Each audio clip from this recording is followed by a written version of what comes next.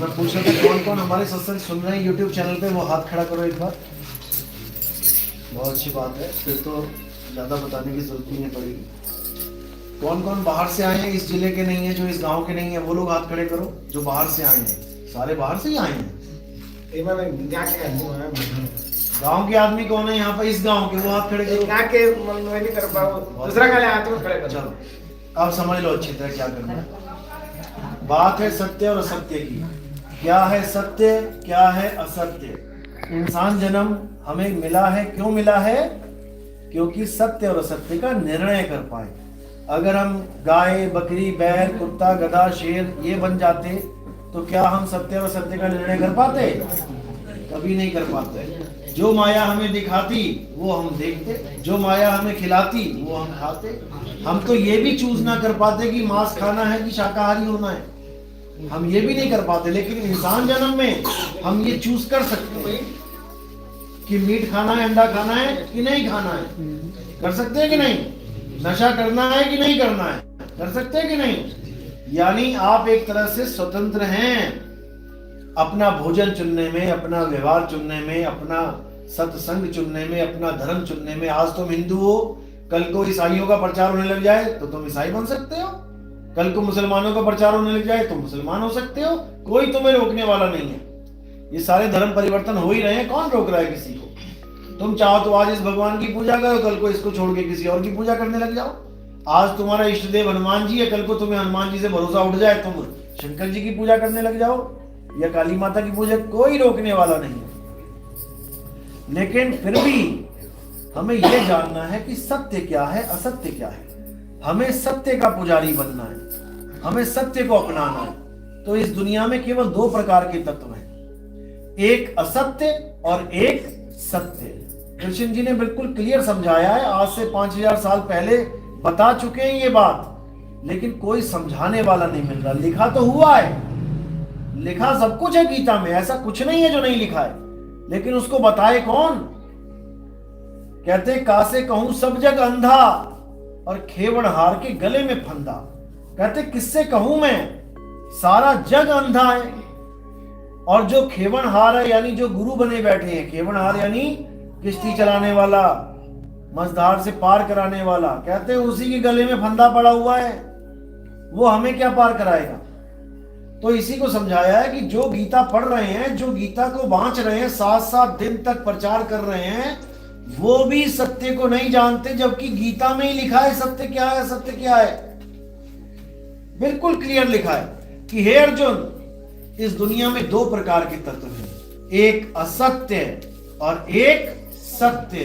असत्य तुम उसे जानो जो पैदा होता है और समाप्त हो जाता है, यानी जो बनता है और बिगड़ जाता है, जो पल पल बदल रहा है, जो परिवर्तनशील है, वो असत्य है। और सत्य क्या है हे अर्जुन? जो कभी नहीं बदलता, जो सदा एक समान रहता है, जो अघुलनशील है, अपरिवर्तनशील है, अडोल है, अबोल है, वही सत्य है। और वो क्या है हे अर्जुन? आत्म तत्व ही सत्य है। बस इतनी सी कहानी समझनी है। एक तरफ शरीर है और एक तरफ आत्मा है। शरीर बनता है, बिगड़ता है, पलता है, पुर जाता है, शरीर पल पल बदल रहा है, असत्य है, चाहे वो किसी का भी है। ये नहीं कि भगत अपना शरीर असत्य माने और भगवान के शरीर को सत्य मान ले। भगवान अपने भी शरीर का खंडन कर रहे हैं कि हे अर्जुन, तू और मैं शरीर नहीं है। कर दिया ना खंडन। अब जब मैं शरीर नहीं हूं तो तुम मेरा चित्र कैसे बना सकते हो? जब मैं शरीर नहीं हूं तुम मेरी मूर्ति कैसे बना सकते हो? जब मैं शरीर नहीं हूं तुम मेरे आकार को कैसे जान सकते हो? मैं शरीर हूं ही नहीं, और तुम आज तक शरीर की ही पूजा करते आए हो, इसलिए मुझे वापस ये ज्ञान समझाना पड़ रहा है। नहीं तो मुझे जरूरत ही नहीं है। मुझे क्या जरूरत है? जो जिसकी पूजा कर रहा है करता रहे। लेकिन संतों का एक ही मकसद होता है जीवन का, सत्य और असत्य को अलग अलग कर देना। नीर और क्षीर को अलग अलग कर देना। नीर क्षीर का करे निबेड़ा, और कहे कबीर सो हंस है मेरा। जो मेरा हंस है वो पानी और दूध को अलग कर देगा, सत्य और असत्य को अलग कर देगा। और जो मेरा हंस नहीं है, जो कागा है, जो कौवा है, वो विष्ठा ही खाएगा, उसके किस्मत में मोती नहीं है। तो यही समझाया गया गीता में कि हे अर्जुन, उस परम तत्व को जान जो अजर अमर आदि अविनाशी है, और शरीरों का मोह त्याग दे। ये मेरा चाचा, ये मेरा मामा, ये मेरा दादा, ये मेरे भाई, तभी तो वो धनुष बाण नहीं उठा रहा था, क्योंकि उसको शरीर दिखाई दे रहे थे। ये मेरा चाचा खड़ा है, ये मेरा ताया खड़ा है, ये मेरा दादा खड़ा है।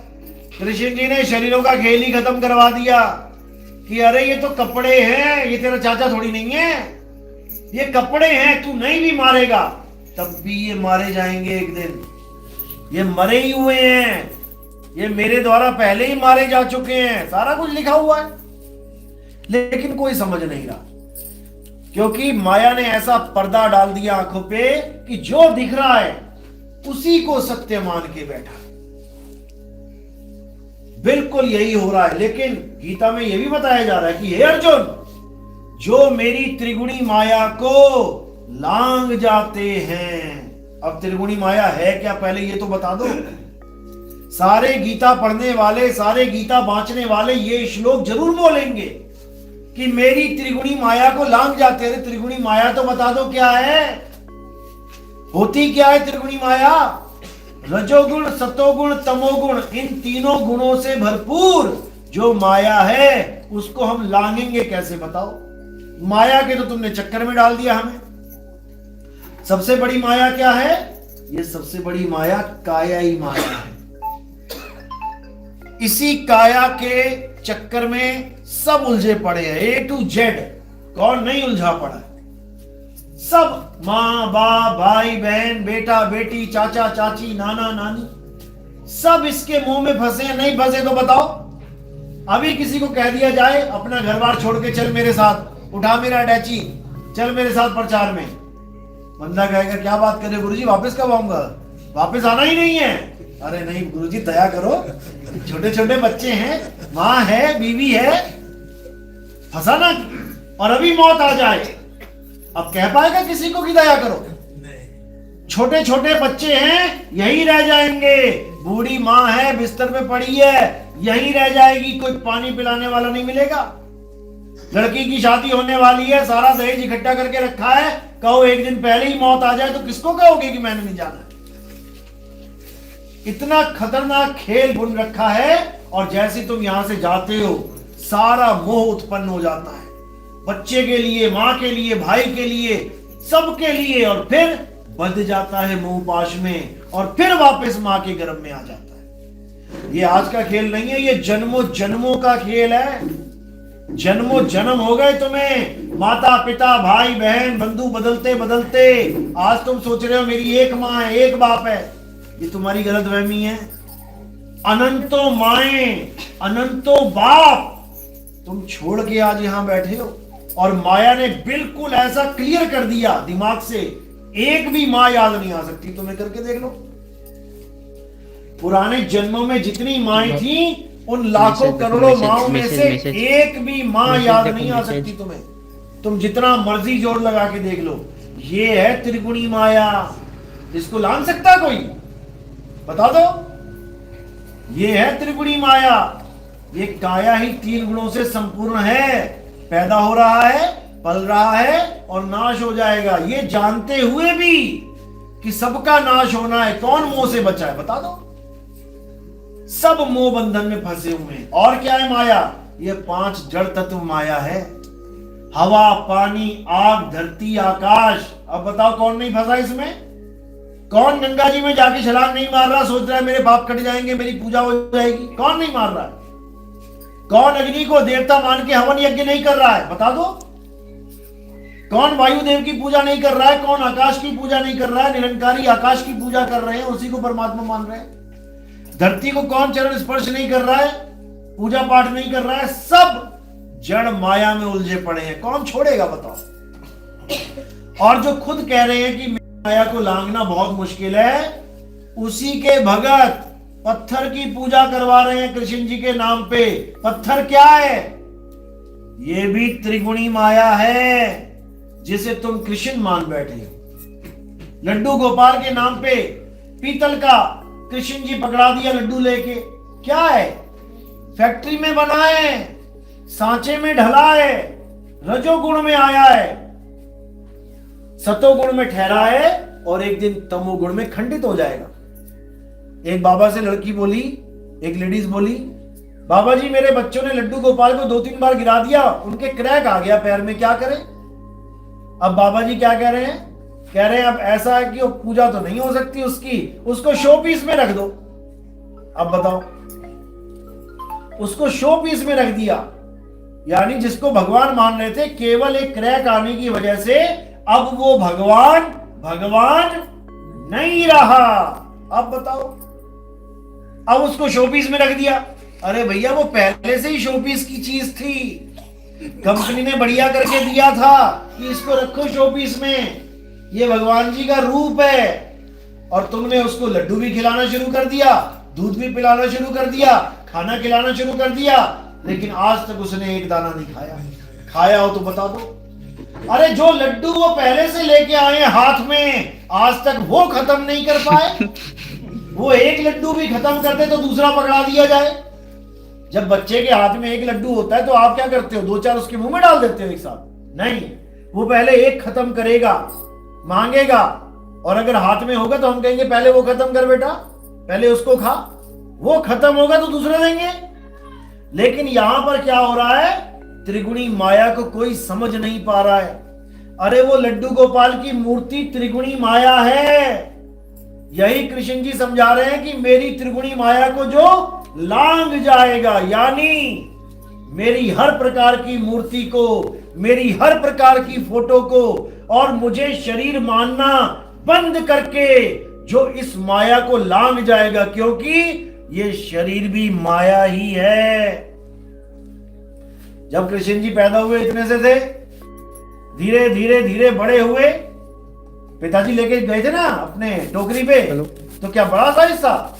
छोटे से थे, छोटे से बड़े होते गए, यानी बदल रहे हैं। इसका मतलब जो बदले सो आया, यानी वो धीरे धीरे बढ़ रहे हैं, बदल रहे हैं। वो समझा रहे हैं कि हे अर्जुन, जो चीज बदल रही है वो परम तत्व नहीं है, परम तत्व कुछ और है जो कभी बदलता नहीं है। उसको जान लेना ही तुम्हारा जन्म मरण का खेल समाप्त कर सकता है। और अगर इस नकली तत्व को जानोगे तो इस नकली तत्व में ही आते जाओगे, जाते जाओगे, कभी कल्याण होने वाला नहीं है। इसी परम तत्व का सारा खेल है, जिसको हम परमात्मा कहते हैं। आज सब लगे पड़े हैं परमात्मा मिल जाए, परमात्मा मिल जाए। अरे परम तत्व ही परमात्मा है, क्योंकि आत्मा ही वो तत्व है जिसको हमने जानना है, जिसमें हमने रमण करना है। अध्याय 3 17वां श्लोक। जो अपनी आत्मा में रमण करते हैं, जो अपनी आत्मा में तृप्त हैं, जो अपनी आत्मा में संतुष्ट हैं, उनके लिए कोई धार्मिक कर्म कर्तव्य लागू ही नहीं होता। उनको किसी मंदिर में जाने की जरूरत नहीं है, उन्हें किसी मस्जिद गुरुद्वारे में जाने की जरूरत नहीं है, उसे किसी प्रकार के पूजा पाठ करने की जरूरत नहीं है, उसे किसी हवन यज्ञ को करने की जरूरत नहीं है, किसी नदी में जाने की जरूरत नहीं है, किसी पहाड़ के चक्कर काटने की जरूरत नहीं है। क्यों? क्योंकि वो उस परम तत्व को अपने अंदर ही प्राप्त कर लेता है, यानी उसे एक कदम भी नहीं चलना पड़ता। जिस तत्व की वजह से ये तत्व चल रहे हैं, उस तत्व को जानना ही भक्ति है, और कुछ नहीं है, और कुछ भी नहीं है। कोई कहे राम राम राम राम करना पड़ेगा, नहीं करना, वैसे जो कहे राम राम करना पड़ेगा, नहीं करना पड़ेगा। कोई कहे अल्लाह अल्लाह करना पड़ेगा, नहीं करना पड़ेगा। कोई कहे विष्णु विष्णु जी करना पड़ेगा, नहीं करना पड़ेगा। कोई कहे गॉड गॉड वाहिगुरु वाहिगुरु करना पड़ेगा, नहीं करना पड़ेगा। क्या करना पड़ेगा? उस आत्म तत्व को जानना है मात्र। अब हिंदू के पास भी आत्मा है ना? मुसलमान के पास नहीं है? सिख के पास है, ईसाई के पास है, यानी वो तत्व सब में भरपूर है, केवल नाम अलग अलग पकड़ लिए। किसी ने अल्लाह कह दिया, किसी ने वाहेगुरु कह दिया, किसी ने गॉड कह दिया, किसी ने राम कह दिया। केवल नाम अलग अलग रखे हैं, लेकिन वो एक ही है। और उसी की वजह से सारे धर्म कायम हैं। हिंदू धर्म देवी देवताओं की पूजा करवा, ये सब खत्म। अब रहना कहां है? अब उसी शब्द में रहना है। अब शरीरों में नहीं रहना। रहना कैसे है? जाप मरे अजपा मरे, अनहद भी मर जाए, और सुरत समाए शब्द में, वाको काल न खाए। अभी सुरत कहां है?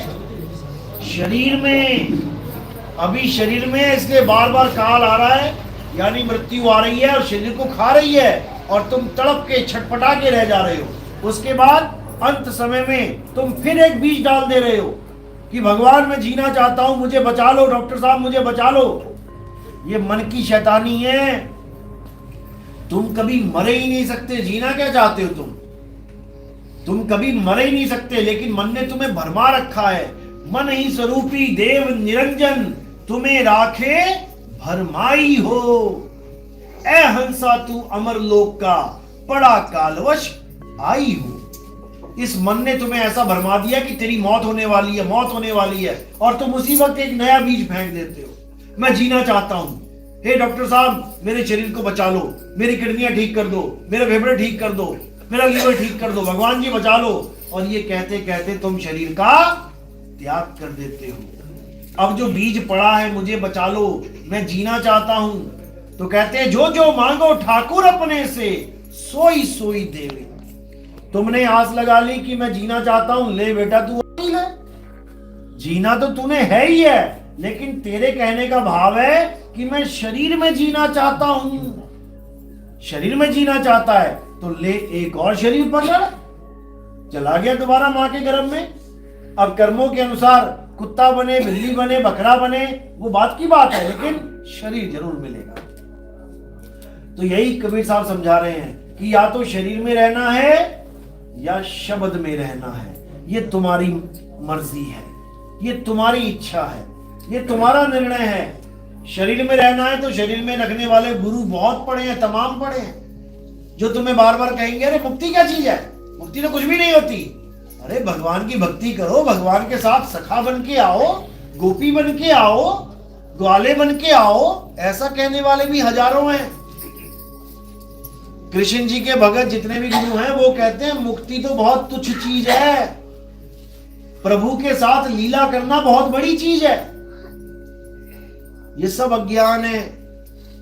साहिब कह रहे बचना चाहो काल जाल से, यही काल जाल है। बार बार गर्भ में लाके बार बार पटक देना बाहर, उसके बाद फिर उसके सत्यानाश करके शरीर का, फिर उसको गर्भ में डाल देना 9 महीना, यही काल जाल है। तो कह रहे बचना चाहो काल जाल से, चीनो शब्द हमारा, और कहे कबीर अमर कर राखू जो निज होए हमारा। अमर करके रखूंगा मैं जो मेरा हो जाएगा निज। निज यानी 100%। फिर किसी और की पूजा पाठ नहीं करना है, फिर किसी और चक्करों में नहीं पड़ना है, भूत प्रेतों के चक्करों में नहीं पड़ना है।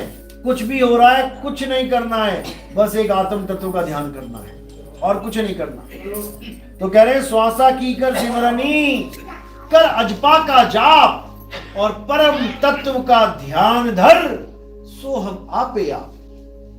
कि जब तुझे ऐसा गुरु मिल जाएगा जो पल पल, एक पल भी तेरा बर्बाद नहीं जाने देगा, 24 घंटे सूरत को शब्द में कैसे रमाना है ये कला बता देगा। अब समझो कि तुम्हारा जन्म सफल हो जाएगा।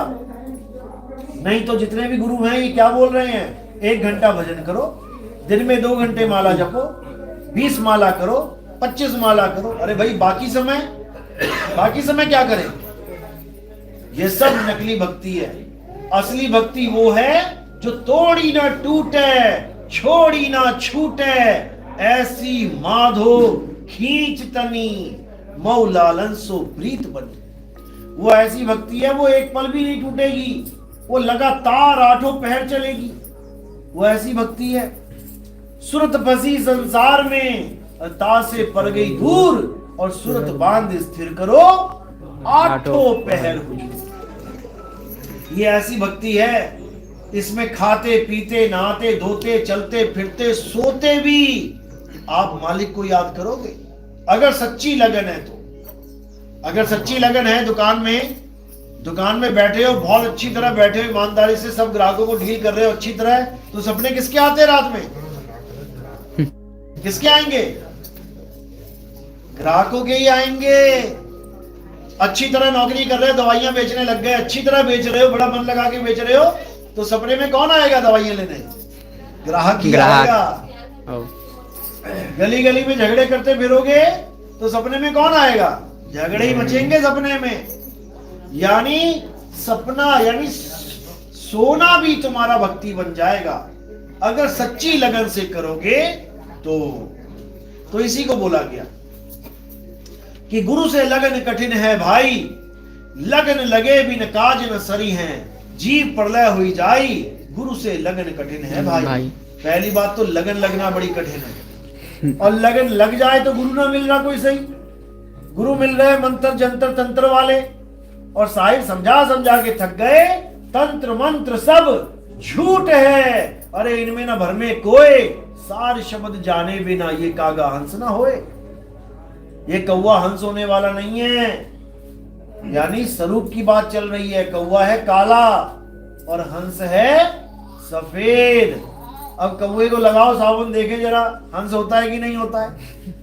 लगाओ जरा रिन सुप्रीम कौन सा लगाना है, हो जाएगा सफेद? क्या नहीं होगा? नहीं होगा। जहां पर बदलाव की बात है, यानी तुम अज्ञानता में अपने आप को कौवा मान बैठे हो। अज्ञान को छोड़ो तो तुम हंस हो। अज्ञान क्या है? ये कायाई अज्ञान है। तुम अपने आप को ये शरीर मान बैठे हो। मैं आदमी, मैं औरत, मैं जवान, मैं बूढ़ा, मैं बच्चा, यही अज्ञान है। इसीलिए तुम कौवे बने बैठे हो। अब क्या करना है? इस अज्ञान को किनारे कर देना है। मैं देह नहीं हूं, मैं आत्मा हूं। अब जो तुम्हें स्वरूप प्राप्त होगा वो हंस स्वरूप है, और वो तुम्हारा ही स्वरूप है। तुम अपने स्वरूप को भूले बैठे हो। अपने स्वरूप को याद करना है और कुछ नहीं करना। जो सतनाम है वो तुम्हारा स्वरूप है। सतनाम कोई मंत्र जाप नहीं है, सत्य नाम कोई नाम नहीं, ये है आपन रूप। और जो जाने इस भेद को पावे आप स्वरूप। अपने स्वरूप की प्राप्ति होती है सतनाम से। सतनाम यानी सच्चा नाम। कौन देता है सच्चा नाम? गुरु देता है सच्चा नाम। जब गुरु तुम्हें सच्चा नाम देगा तो तुम्हें स्वरूप ज्ञान देगा, ना कि ये तंत्र मंत्र जंतर पूजा पाठ हवन यज्ञ देगा। छुड़वा देगा ये सब।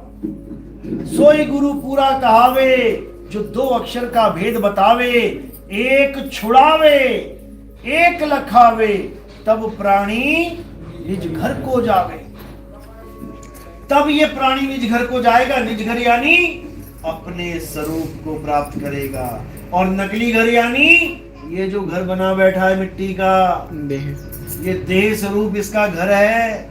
ये पिंजड़ा है, तोता अंदर बैठा है, और ये तोता अपने आप को पिंजड़ा मान बैठा है, इसलिए अपने आसमान में नहीं उड़ पा रहा है। अब और कुछ नहीं करना है, अपने स्वरूप को जानना है। शब्द हमारा तू शब्द का, सुन मत जा सरक, जो चाहे निज रूप को शब्द ही ले परख। अगर अपने स्वरूप को जानना चाहते हो तो शब्द को परख लो कि मेरे गुरु मुझे शब्द क्या दे रहा है। कोई जाप दे रहा है, या अजपा जाप दे रहा है, या अनहद नाद दे रहा है, या सार शब्द दे रहा है, आत्म ज्ञान दे रहा है, ये तब बुद्धि सुलझेगी। नहीं तो ऐसे ही भटकते मर जाएंगे। तो कबीर साहब समझा रहे हैं, शब्द शब्द बहुअंतरे, सार शब्द मन लीजे, और कहे कबीर जहां सार शब्द नहीं, धृग जीवन सो जीजे। धिक्कार है उस जीवन पे जिसमें सार शब्द नहीं आया। इंसान चोला प्राप्त करके भी नकली और असली को नहीं जान पाया। बिल्कुल कबीर साहब ने एक एक बात को खोल रखा है। अरे शब्द शब्द सब कोई कहे, वह तो शब्द विदेह जीवा पे आवे नहीं, निरख परख कर ले। ये जितने भी गुरु जीव से बोलने वाले नाम दे रहे हैं और कह रहे हैं जन्मों जन्म तक इसको जपना है, अंत समय तक जपना है, ये सब झूठ माल है, ये सब नकली चीजें हैं। वो असली चीज 52 से परे है, और 52 का नाम देने वाले ही काल के दूत हैं। 52 अक्षर जीव आधारा, आदि अक्षर जी व्यास न्यारा, वाही को सत सिमरण कहिए, सिमर सिमर नर उतरो पारा। बिल्कुल क्लियर बोल दिया। जो नर पड़े 52 के फेरा, सो नर जानो काल के चेहरा, और जब 52 का टूटे डोरा, सहजे छूटे काल झकोरा।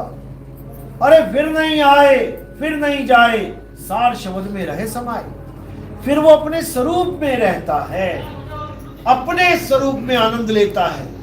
यानी उसका स्वरूप क्या है? सत्य। और आनंद कौन ले रहा है? चित्त। इसलिए बोलते हैं सत्य चित्त आनंद, जिसको कहते हैं सच्चिदानंद। ये इसी का नाम है, सच्चिदानंद। लेकिन ये तब प्राप्त होता है जब सत्य की प्राप्ति होती है। जब चित्त सत्य से लगे तब आनंद आएगा। अब लगा रखा है झूठ से, आनंद कहां से आएगा? कभी नहीं आ सकता। तो जो लोग ये भी कहते हैं कुछ लोग कि शब्द कुछ नहीं होता है, शब्द कुछ है ही नहीं, शब्द झूठ है, और वाणी दिखा देंगे शब्द कहो तो शब्द नहीं, शब्द हुआ माया की छाई, ऐसा बिल्कुल नहीं है। ये उस शब्द की बात चल रही है जो माया की छाई से हुआ है। माया यानी ये काया। अब ये काया है तो परछाई भी है। शब्द हुआ माया की छाई। अब ये उस शब्द की बात चल रही है जो इस काया के द्वारा उत्पन्न होते हैं। कौन कौन से शब्द है वो? ये सारे जाप कहां से पैदा हो रहे हैं? जीव से, मुख से, यानी काया से ही ये शब्द पैदा हो रहा है। तो ये नकली है। अजपा जाप श्वासों से, काया है तो श्वास चल रही है। ये भी 5 तत्वों का एक तत्व है, वायु तत्व। झूठ है। अनहद नाद, 5 तत्वों की 5 धुनें जो हमारे अंदर चल रही हैं, जैसे सांस की चल रही है, दिल की धड़कन चल रही है, नाड़ी देखोगे धक धक कर रही है, और भी बहुत सी आवाजें हमारे अंदर है। ये सब झूठ है। ये सब शब्द माया की छाही है। शब्द कहो तो शब्दों नाही, शब्द हुआ माया की छाही। इन शब्दों की बात नहीं कर रहे हैं कबीर साहब। किस शब्द की बात कर रहे हैं? अरे सार शब्द कही बाची हो, मानो एतबारा हो, अक्षर पुरुष एक पेड़, निरंजन वाकी डारा हो। वो सार शब्द की बात कर रहे हैं। सार शब्द यानी तुम्हारा सत्य स्वरूप। और जब तुम अपने स्वरूप में समा गए, अब तुम्हें कोई पकड़ नहीं सकता। क्यों? क्योंकि फिर तुम आत्मा ही हो, और आत्मा को ना तो कोई शस्त्र काट सकता है, ना अग्नि जला सकती है, ना वायु सुखा सकती है, ना जल भिगो सकता है। तो यमदूत कैसे पकड़ेंगे? फिर नरकों की आग में कैसे डालेंगे? जब आग छू ही नहीं सकती तो कौन सी नरक की आग? लेकिन ये तब होगा मेरे भाई जब तुम आत्म ज्ञान में आ जाओगे। इसीलिए बोला जल में मीन प्यासी, मुझे देखत आवे हांसी, आत्म ज्ञान बिना नर भटके, कभी काबा कभी काशी। आत्मा के ज्ञान के बिना सब भटक रहे हैं, लेकिन कोई जान नहीं पा रहा।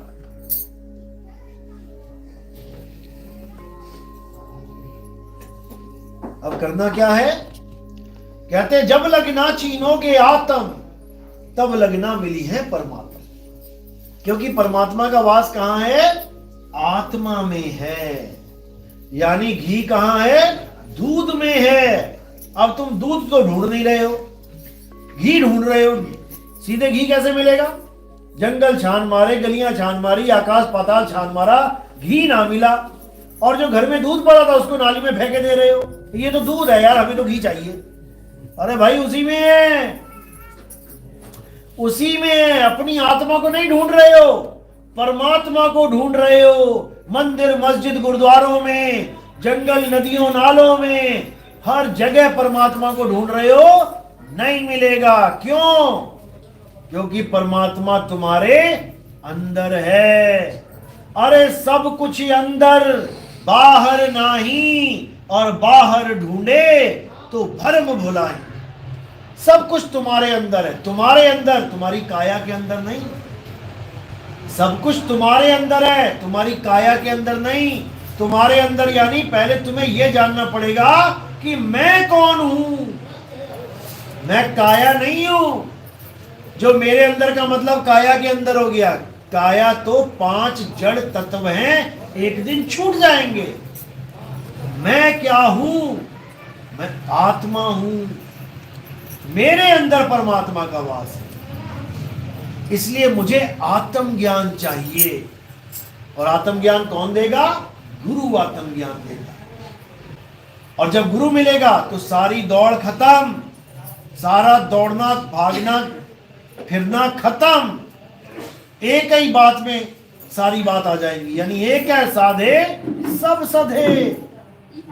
और वो एक बात क्या है? ज्यों तिल माही तेल है, ज्यों चकमक में आग, तेरा साईं तुझ में है, जाग सके तो जाग। जाग। बस इतना ही खेल है और कुछ नहीं। जिस दिन तुम जाग जाओगे, जिस दिन तुम्हें समझ में आ जाएगा कि मेरा साईं मुझ में है, बस वही तुम्हारा यू टर्न हो जाएगा। अब तुम्हें दिखने वाली हर चीज पराई लगने लग जाएगी, क्योंकि दिखने वाली हर चीज दृश्य है। ये सब दृश्य है और दृश्य ही माया है। अब तुम्हें जो भी चीज दिख रही है उससे तुम्हारा मोह भंग हो जाएगा। और जो देख रहा है दृष्टा, इसकी खोज शुरू हो जाएगी कि ये कहां बैठ के देख रहा है। कोई कहता है ये आंखों में बैठा है, कोई कह रहा है ये माथे पे बैठा है, कोई कह रहा नाक पे बैठा है, कोई कह रहा कंठ में बैठा है, कोई कह रहा नाभि में बैठा है, कोई कह रहा हृदय में बैठा है। अभी इस दृष्टा का ही नहीं पता किसी को ये कहां बैठा है। इसका भेद भी गुरु बताता है कि ये कहां बैठ के सब कुछ देख रहा है, तब समझ में आएगा। चलो, ये सब आगे की बातें हैं। अभी जो मैं बोल रहा हूं समझ में आ रहा है?